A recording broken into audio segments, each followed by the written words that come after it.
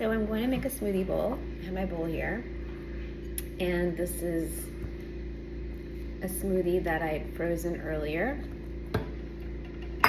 So I'm going to take my smoothie that I froze and I'm just going to pop these out. Here, 1, 2, and then 3. So these are like fruit smoothies. And I really like using almond milk with the, berries and all kinds of fruit mixed in there. And then I'm going to take, a banana. Instead of using a cutting board, I'm going to use a peel as my cutting board, so it's one less thing to wash, clean, and dry. So instead of using a knife, I could use a spoon. So there we go. I have some bananas there. I kind of like to layer them.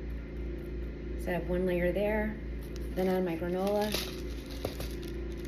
take the bigger piece out. Just sprinkle it on there.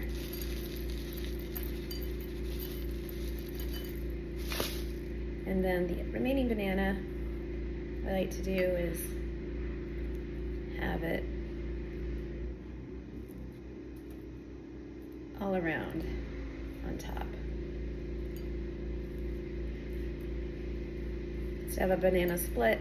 It's a smoothie split, a smoothie banana split. And if you like to make little designs out of your bananas, happy faces or whatnot, this is a great time to use that creativity for fun. And you can make all kinds of designs. I just like to have it spread around, but whatever your preference is. More granola, less granola, more smoothie cubes, less smoothie cubes, designs, no designs, it's all up to what you like, what your preference is. And so now I have that. Now I really love chocolate syrup. This is Bosco chocolate syrup. Actually, let me add the whipped cream first.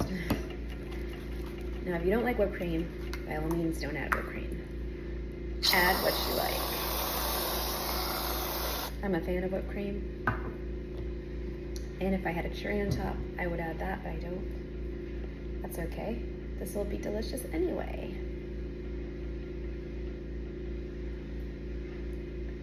And there's my yummy smoothie bowl.